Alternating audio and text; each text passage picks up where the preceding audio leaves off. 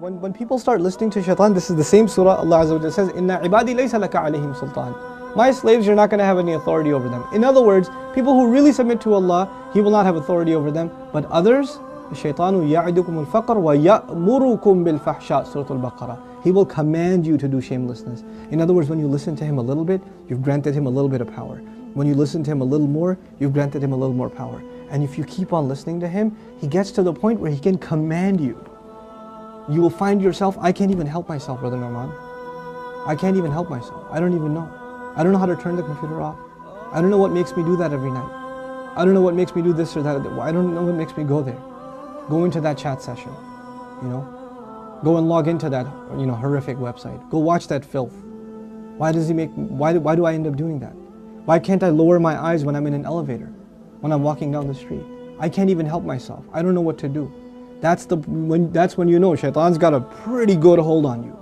He's got a pretty solid hold on you. And you've been sucked into a really, a vicious cycle. It's just getting worse and worse and worse and worse and worse. And you're not addressing it, and it's making the problem worse. And it's destroying your spirituality altogether. Your relationship with Allah depends on a heart being clean. Every time you're exposed to filth, more dirt, more blackness, more covers are poured on top of your heart. And it keeps on pouring, and it keeps on pouring, and it keeps on pouring, to the point where you're listening to the word of Allah and you can't get yourself to even shed a single tear.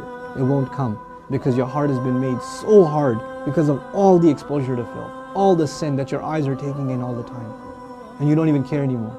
A good heart, when it sees something inappropriate that doesn't coincide with the commandments of Allah, it is disturbed. It's not attracted, it's disturbed. It says, no, that's wrong. Immediately the conscience kicks in, the alarm goes off.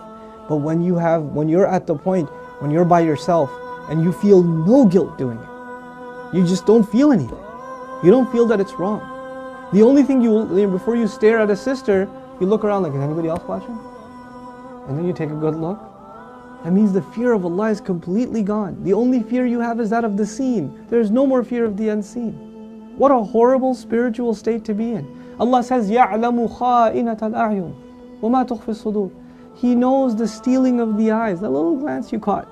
He knows that one, that little glance you took. What to speak of the stare. And He knows what the chests are hiding.